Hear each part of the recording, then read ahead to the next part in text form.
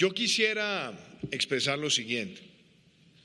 Una de las cosas más importantes para la construcción de la paz en una sociedad es que la paz no se convierta en un tema para dividir a la sociedad, para fracturar a la sociedad, para generar un espíritu pendenciero en la sociedad, porque además es todo lo contrario al principio que encarna nuestra Constitución en el artículo 22, donde se dice que la paz es un deber y un derecho de obligatorio cumplimiento. Por eso siempre es bueno recordar que uno de los temas que más fracturó a Colombia innecesariamente fue haber hecho política con la paz, haber dividido a la sociedad entre amigos y enemigos de la paz, cuando en la sociedad y en nuestra sociedad los enemigos de la paz han sido quienes a través de la violencia y del crimen han pretendido intimidar a la ciudadanía y afectar la vida, honra, bienes, derechos y libertades de los ciudadanos.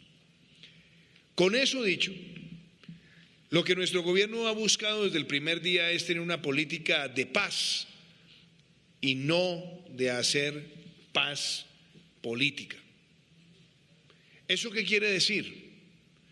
Que la política de paz con legalidad es una política basada en resultados, en cumplir objetivos y en darle a Colombia un alcance dentro de la propia capacidad reconocida por la Corte Constitucional para que en el marco de la implementación nosotros podamos darle los énfasis que se reconocen propios de una política de gobierno. Dicho eso, querida Procuradora, y escuchando con atención sus palabras, me parece importante lo que hemos visto en los últimos días. El pasado fin de semana, el señor Defensor del Pueblo también compartía, como miembro del Ministerio Público, un reporte y sostenía algo que es absolutamente incuestionable. Se han producido más resultados en la implementación en estos 36 meses de gobierno que en los primeros 20 meses de implementación después de la firma del mismo. Y que al mirar el reporte que usted nos comparte hoy, podríamos llegar casi que a las mismas conclusiones por la sencilla y llana razón de que estos acuerdos están previstos para implementarse en más de 15 años. Y entonces, ¿cómo se aborda este reporte? Primero, con humildad. Segundo, con un gran sentido de apertura a escuchar las recomendaciones. Y tercero, a hablar con hechos, porque es con hechos como se puede validar la ejecutoria de un gobierno. Primer tema que aquí se toca: reforma rural integral. En ningún país se puede hacer una agenda rural integral sin catastro. Y es curioso que durante los primeros 20 meses después de la firma del acuerdo no se hubiera dado ningún paso en un capítulo tan determinante. Pero nosotros en estos 3 años de gobierno no solamente hemos puesto en marcha el concepto del catastro multipropósito, sino que hemos movilizado recursos de la cooperación extranjera para adelantar ese ejercicio. Hemos trabajado con los gestores catastrales territoriales y estaremos entregando en agosto del año 2022 el 50% del país con actualización catastral. Y permítame decirle que en agosto del año 2018 solamente el 5% del catastro nacional estaba actualizado. Entonces, un catastro actualizado y un énfasis multipropósito en los 170 municipios PEDET, que tienen 11.000 veredas y donde habitan aproximadamente 6 millones de colombianos, hace parte de nuestra prioridad y de la forma como hemos vinculado a la cooperación internacional. Segundo, en la agenda rural, uno no puede hablar de reforma integral si no hay recursos para las vías terciarias. Y qué importante también poner esto en contexto.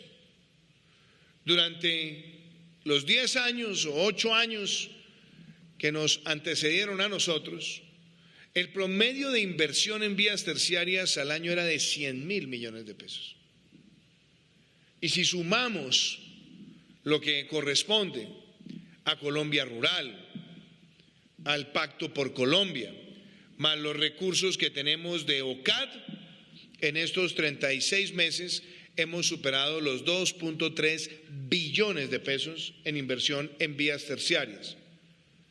Vías terciarias que están encaminadas a brindarle a la ruralidad la conectividad y la competitividad. No se puede hablar de reforma integral si no hay una política de crédito agropecuario y de seguros agropecuarios, y tanto en crédito agropecuario como en seguros agropecuarios, nuestro gobierno ha registrado las más altas asignaciones históricas en nuestro país. Acompañado también de un programa que se llama Coseche y Venda la Fija, a partir del cual llegaremos a 300.000 pequeños productores que estarán vendiendo sin intermediación su producto a un precio justo, con un contrato de largo plazo y con acceso también al financiamiento. Y es importante también anotar que en este gobierno se ha aprobado en el Congreso una ley de alivios económicos a los pequeños productores para sacarlos del gota a gota y permitirles también financiamiento de largo plazo, algo que era necesario para poder también hacer una reforma de equidad en el campo orientada a poder asignar recursos de manera más eficaz. Y estaremos radicando en los próximos días también una ley para facilitar, abaratar el acceso a fertilizantes por parte de los pequeños productores del país.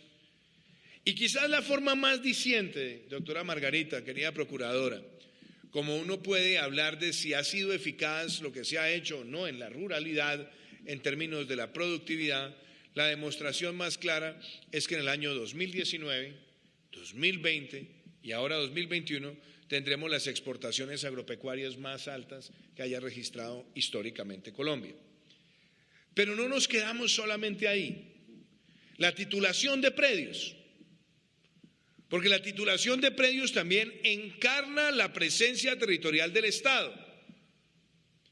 Solamente en titulación llegaremos al mes de diciembre de este año con más de 50.000 títulos otorgados por la Agencia Nacional de Tierras, que superan los 35.000 de los 8 años que nos antecedieron y los 27.000 de los 8 años entre el 2002 y el 2010.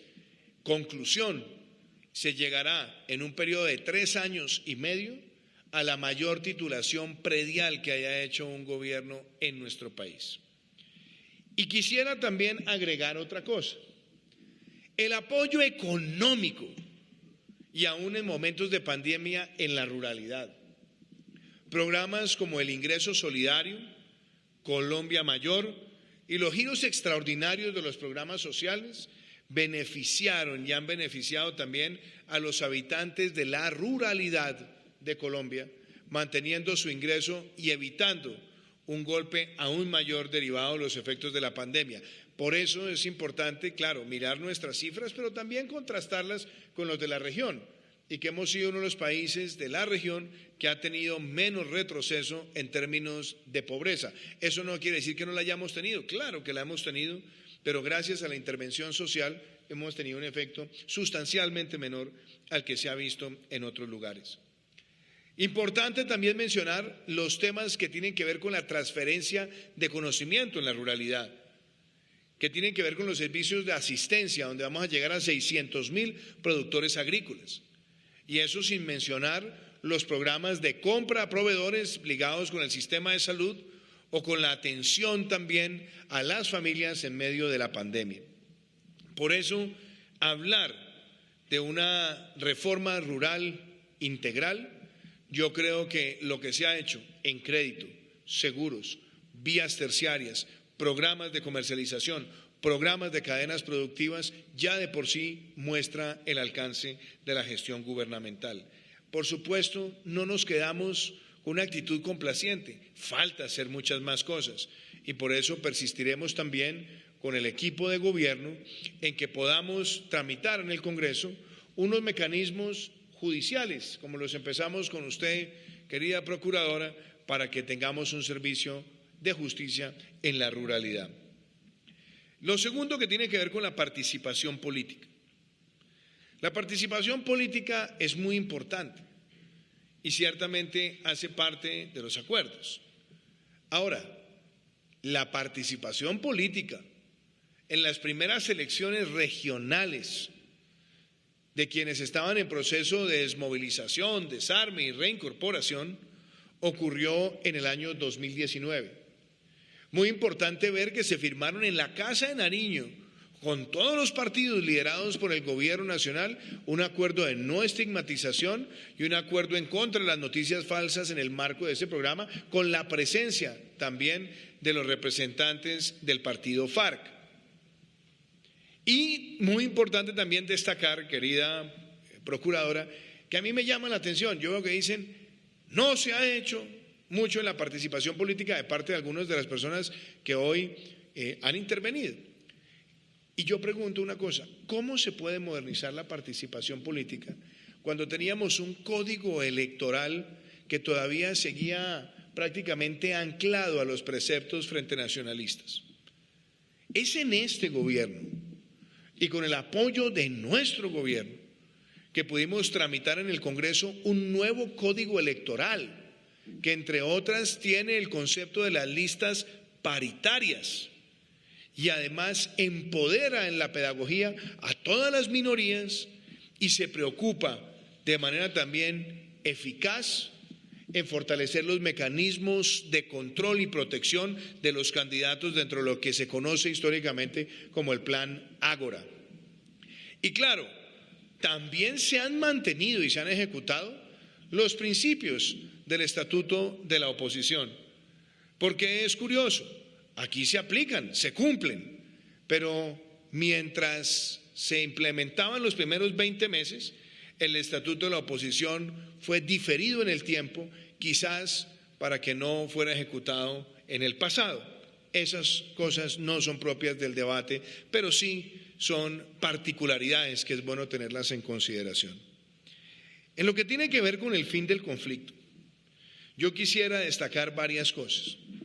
Una, que ya tenemos cerca del 97% de quienes están en proceso de reincorporación, con atención en salud, y también los estamos viendo con vinculación eficaz a la seguridad social. Hemos podido visitar varias ETCRs y simplemente como nota, los proyectos productivos colectivos eran prácticamente cero en el año 2018 y hemos visto un crecimiento exponencial en los últimos 36 meses.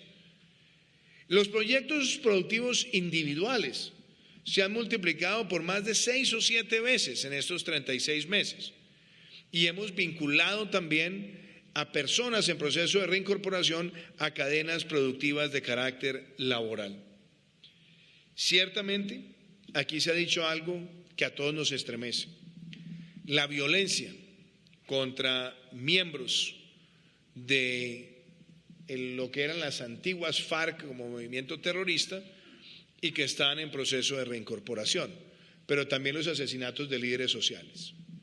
Solamente, querida Procuradora, y estas fueron cifras que compartimos la semana pasada con la Comisión Intersectorial, nos hemos encontrado con que el 66% de los asesinatos de personas en proceso de reincorporación han sido esclarecidos por parte de la Fiscalía General de la Nación. Y de ese 66%, el 79% muestra que quienes están detrás son el ELN, las disidencias, los pelusos, los caparros, los puntilleros, organizaciones criminales. Y yo creo que es importante también hacer referencia, porque obviamente en esto no se trata de ser complacientes, sino tener contexto. Cuando miramos los procesos de desmovilización de grupos armados en Colombia y de reincorporación, lo que se ha visto en este proceso muestra una reducción sustancial en el número de incidentes violentos contra esas personas comparado con otros incidentes de desmovilización. Solamente, querida Procuradora, para tenerla en contexto, cuando se produjo la desmovilización, el desarme y el sometimiento a la justicia de las mal llamadas Autodefensas Unidas de Colombia, en los primeros 6 años de esa desmovilización fueron más de 3.000 miembros de esa organización que fueron asesinados. Y claro, quizás no se habló mucho de eso, pero cuando hacemos esos comparativos, inclusive lo extendemos a procesos anteriores, vemos que si bien se han presentado situaciones que nos duelen y que tenemos que ponerle fin, también nos damos cuenta de un fortalecimiento institucional que muestra una mejor capacidad de proteger a quienes le están apostando a esa reincorporación. Clave también tener en cuenta lo siguiente, y es que así como se le exige al Estado, también es muy importante que en estos reportes se haga mención a lo que corresponde también del otro lado. Y lo digo porque el jefe del equipo negociador del acuerdo, del otro lado, está hoy en el terrorismo. Alias Iván Márquez no solamente está en el terrorismo y organiza acciones terroristas, sino que además su sobrino Marlon Marín lo ha denunciado por vínculos con el narcotráfico ante las autoridades de los Estados Unidos. Alias Jesús Santrich, que por informaciones mediáticas se evidencia y por información de inteligencia que cayó en un enfrentamiento en Venezuela, estaba en el narcotráfico y en el terrorismo y también hizo parte de las estructuras de la negociación, pero esa nueva narcotalia es la que ha estado detrás del asesinato de muchos excombatientes y también de líderes sociales que pretenden intimidar con las mismas prácticas criminales que en otrora ellos también desarrollaron. Y menciono esto, no para que se haga generalizaciones, no, todo lo contrario, para que se puntualice también que hay muchas personas como Gentil Duarte, como Iván Mordisco, como el Zarco Aldinever y también, entre otras, como Romaña, que salieron del proceso. Hubo una gran demora en la expulsión del proceso y han estado en actividades criminales y siguen estando en actividades criminales contra líderes sociales, contra excombatientes y también, por supuesto, en otros elementos del crimen. Quisiera también en esto destacar que se ha avanzado mucho en mejorar los mecanismos de respuesta y protección. De hecho, una parte sustancial de personas en proceso de reincorporación que han sido asesinadas se han dado en circunstancias verificadas, inclusive por la Procuraduría, donde han abandonado los esquemas de seguridad que les son provistos por parte del Estado. Esto, Procuradora, importante que también la Procuraduría nos ayude a que cuando tengamos los esquemas de protección, esos esquemas sean manejados con toda la diligencia y responsabilidad, porque se trata de proteger la vida de personas que están haciendo una gran apuesta por la construcción de paz en Colombia. Pero también el asunto tiene que incorporar la acción desde los territorios a través del PAO operacional, pero también de los CIPRAT y de los CERREM, y por lo tanto la protección de los líderes, si bien entraña una responsabilidad del Estado en general, también requiere un nivel de compromiso desde lo local que se ha ido profundizando y creo que también es una evolución significativa. En lo que tiene que ver con drogas, nuestra política Ruta Futuro es una política integral. No es una política de una sola visión, es una política que busca la erradicación de cultivos, la sustitución, el desarrollo alternativo, pero viene de la mano también con enfrentar los precursores químicos, enfrentar el lavado de activos, enfrentar las cadenas de suministro y gracias a ello se ha podido lograr que tengamos las mayores incautaciones de la historia de nuestro país y la mayor destrucción de laboratorios en la historia de nuestro país y que hayamos tenido la mayor erradicación manual registrada también por Colombia y por eso estabilizamos la expansión exponencial que se dio entre el año 2014 y el año 2018 y según Naciones Unidas llevamos 3 años seguidos en disminución, lo cual a nosotros nos motiva para seguir adelante. Pero el mensaje también es ¿Por qué? Si uno de los temas que son los factores decisivos de violencia, que es el narcotráfico, no ha permitido que se conozca por parte de los comandantes de las antiguas FARC de cuáles eran sus rutas del narcotráfico, cuáles eran sus socios, cómo lavaban el dinero, porque esa información sería de una vital utilidad para enfrentar este fenómeno criminal.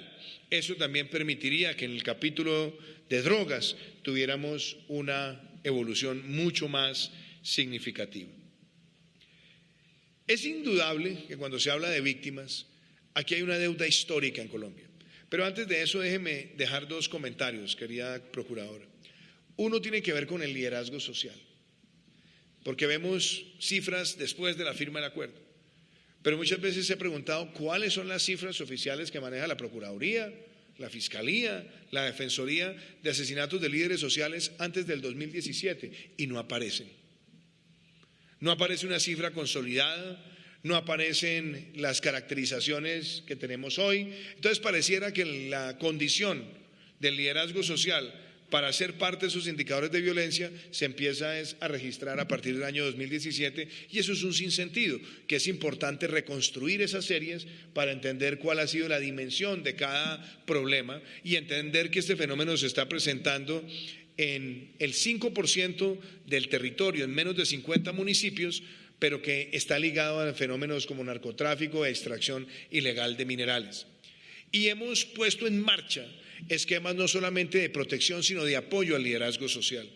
Sería muy importante también destacar que uno de los sectores del liderazgo social que ha sido víctima histórica de la violencia ha sido las juntas de acción comunal. 67.000 juntas en todo el país, más de 7 millones de miembros, donde cada uno es en sí un líder social de acuerdo a las caracterizaciones, y este gobierno no solamente le ha dado más recursos al Fondo de Liderazgo Social, creó la Escuela de Liderazgo Social, la política pública, y se tramita en el Congreso también la ley que apoya el liderazgo de la acción comunal, donde tenemos el mayor foco de liderazgo y el mayor número de personas que han sido asesinadas por parte de esos grupos terroristas.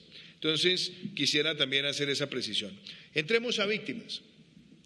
Este gobierno encontró primero una ley de víctimas aprobada y en ejecución, pero con un problema, y es que no solamente no tenía los recursos suficientes, sino que ya estaba en los estertores. Hemos sido nosotros los que hemos llegado al Congreso y con el Congreso extendido la ley de víctimas por 10 años más para darle cumplimiento. Pero cuando miramos los montos asignados y los beneficios otorgados en reparación individual o colectiva, basta con ver la evidencia para darse cuenta que este ha sido el gobierno que más recursos le ha dado a ese rubro, lo cual también en términos de reparación muestra avances, pero seguimos teniendo un reto monumental, querida procuradora, que no venimos a negar, sino a buscar un mayor fortalecimiento. Y por cierto, buscar mecanismos que también sean creativos, innovadores, para adelantar reparaciones, porque muchas veces el tiempo y las declaratorias están dando más tiempo que la paciencia de las propias víctimas. Pero qué interesante también que se haga referencia sobre el compromiso de los victimarios, porque las cifras que maneja la Fiscalía de bienes efectivos que han sido otorgados por quienes fueron victimarios son realmente paupérrimas con respecto a la expectativa. Se le han dado a eso varios procesos de expansión. Usted recordará, doctor Archila, que inclusive en el mes de julio del año pasado lo extendimos hasta el mes de diciembre por situación de la pandemia, pero claramente los inventarios de bienes de reparación están lejos de ser los cálculos contemplados para la reparación efectiva de las víctimas, y ese tema no puede quedar por fuera de ningún reporte y de ningún escrutinio. Cuando hablamos de víctimas también es muy importante hablar de desminado, y sobre todo de desminado humanitario, porque cuando miramos las cifras integrales de municipios declarados libres de sospecha de minas antipersonas, sencillamente nos damos cuenta que más del 40% de todo el desminado que se ha hecho en Colombia se ha adelantado en los últimos 36 meses. Y esa es una forma también no solamente de proteger a las víctimas, sino de evitar la repetición de un delito que a todas luces es uno de los más crueles crímenes internacionales. Quisiera también hacer referencia a los proyectos colectivos de reparación, porque hemos adelantado los procesos de titulación colectiva más grandes que se hayan registrado. El último que lo hicimos en la ciudad de Cartagena, donde nos enlazamos con 26 puntos del territorio, fueron solamente en esa jornada 8.000 títulos entregados a comunidades que fueron flageladas. Y hay dos temas que aquí han sido tocados y quiero abordar: el tema género y el tema de minorías, sobre todo minorías étnicas. El tema género. Claro, la violencia contra la mujer en nuestro país ha sido histórica y deprimente. Pero yo pregunto también, querida procuradora, ¿dónde está el llamado o la respuesta rápida a esos crímenes sistemáticos contra la mujer que han sido gravemente denunciados por la Fundación Rosa Blanca? Embarazos interrumpidos violentamente o abortos bajo presión, violaciones de mujeres y de menores. Y yo creo que ese macrocaso debería avanzar, lo digo respetuosamente, obviamente entendiendo la vocación diligente que hay de los jueces, pero si nosotros queremos abordar con énfasis en el capítulo de género, también esperamos que se haga justicia con las atrocidades que se cometieron sistemáticamente contra tantas mujeres en nuestro país. Claro, la mujer en Colombia también ha tenido muchísimos procesos de exclusión en la política, de exclusión en el liderazgo empresarial y también diferencias inclusive en la remuneración. Pero los gobiernos construyen con el ejemplo. Por primera vez Colombia tiene una mujer vicepresidenta en este gobierno. Por primera vez tenemos, y lo enumero, porque hay personas que a veces cuestionan eso, como me pasó el otro día, que alguien me decía, es que usted ya no tiene mujeres en el gobierno. Le decía, mire, empecemos por la vicepresidenta, que a su vez es la canciller, van 2. La jefatura de gabinete de la Casa de Nariño, 3. Ministerio de Cultura, 4. Transporte 5, Comercio 6, DNP 7, DPS 8, Educación 9. Y puedo seguir en las consejerías presidenciales y puedo seguir con los viceministerios, y la conclusión de esto es que el gobierno que más participación de la mujer ha tenido en instancias decisorias ha sido el gobierno nuestro. En la trazabilidad, en el trazador presupuestal, los beneficiarios de Colombia Mayor, de Familias en Acción, de Jóvenes en Acción, los beneficiarios del PAEF, los beneficiarios también de Ingreso Solidario, los beneficiarios de programas como Generación E, los programas de emprendimiento, muestran que hay una asignación de más del 50% con las mujeres, incluyendo los programas de subsidio de vivienda de interés social en Colombia. ¿Que tenemos que hacer más? Claro que tenemos que hacer más, pero si hay un gobierno que ha hecho ese ejercicio, ha sido el nuestro. Y también, muy importante precisar, en los programas del campo, de crédito, de transferencias, de acompañamiento, de pago por servicios ambientales, también vemos un énfasis en la mujer. Y creamos por primera vez un fondo como patrimonio autónomo para destinar recursos que estimulen el emprendimiento de la mujer en Colombia. Claro que tenemos que seguir trabajando intensamente y tenemos que profundizar también esas herramientas. El capítulo étnico. Yo creo que es muy importante, y me lo decía el otro día Leonor, nuestra negra grande de Colombia, Leonor González, me decía: presidente, en Colombia solamente 5 afrodescendientes han estado sentados en el Consejo de Ministros. 3 han sido en su gobierno. En la historia de Colombia, en 200 años de vida republicana, solamente 4 mujeres se han sentado en un gabinete, 3 en nuestro gobierno. No por eso pretendemos que eso zanje todas las brechas históricas, no pretendemos eso, pero sí reconocer y empoderar a las comunidades y empoderarlas también en lo que más requieren, que es desarrollo. Por ejemplo, la conexión de Quibdó con Pereira será inaugurada el año entrante. La conexión de Quibdó con Medellín será inaugurada el año entrante. La conexión de Esmeraldas y Tumaco a través de la Espriella Río Mataje, anhelo de décadas, fue inaugurada por nuestro gobierno. La vía Popayán-Santander de Quilichao no solamente será adjudicada en nuestro gobierno, sino que se retoma.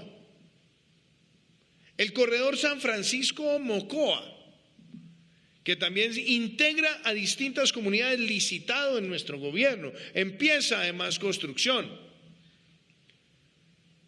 La conexión que va entre Vallasolano y Buenos Aires, la única ruta del litoral pacífico chocuano, vial, en nuestro gobierno. Yo sé que hay deudas históricas insalvables, sin duda. Entregamos la obra de deporte más importante del Pacífico colombiano en la ciudad de Quibdó hace un año. Y estamos avanzando también en la conexión de Junín-Barbacoas, otro de los corredores viales más importantes para ayudar al desarrollo también del Triángulo del Telembí. Eso son inversiones que no se veían en nuestro país hacía mucho tiempo. Y lo que necesitamos es que de la mano con estas inversiones garanticemos también para el litoral pacífico una política pública de Estado con inversiones de mediano y largo plazo con aval fiscal.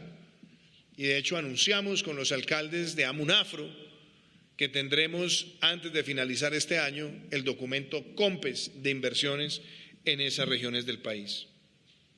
Sabemos de los retos de la violencia, pero miren lo paradójico también.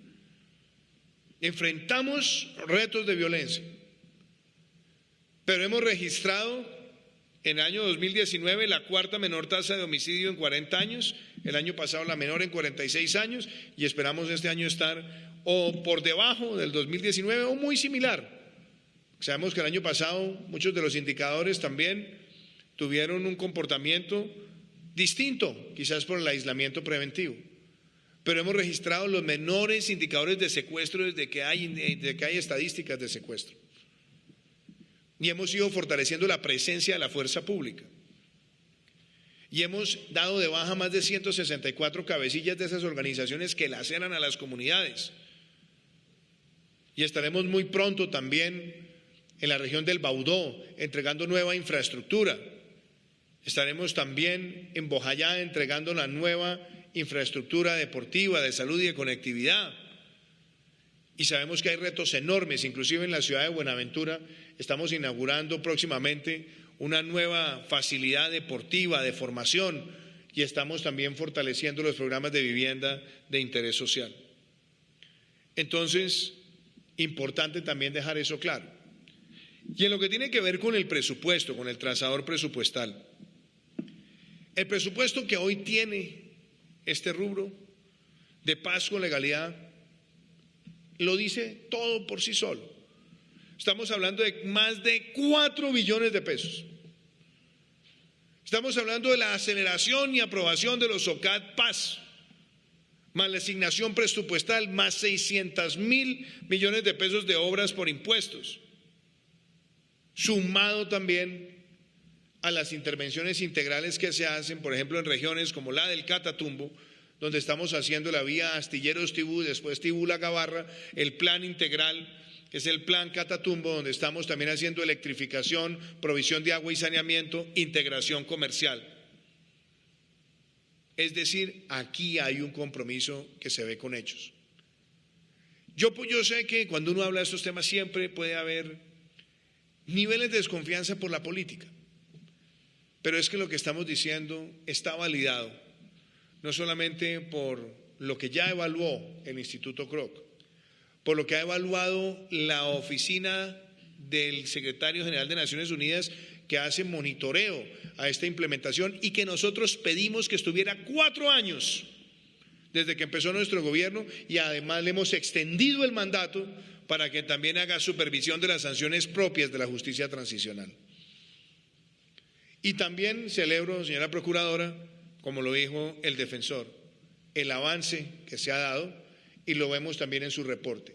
Todas sus recomendaciones las vamos a discernir, a discutir, y vamos a avanzar en ellas. En las que tengamos alguna duda las aclararemos, pero aquí la paz con legalidad está en ejecución.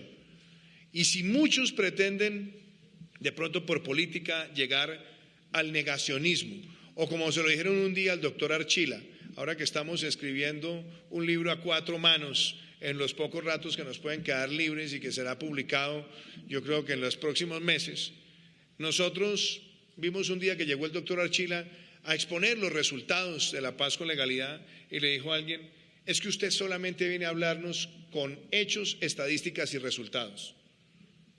Bueno, si no es con eso con lo que se habla, entonces, ¿en qué estamos? ¿En un concurso de oratoria? Porque una cosa es el discurso y otra cosa son los hechos.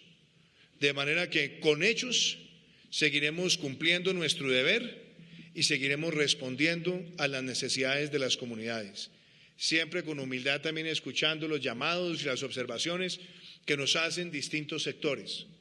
Pero claramente, cuando vemos los hechos y los contrastamos con el pasado, nos damos cuenta que aquí hay más recursos y menos discursos. Muchísimas gracias.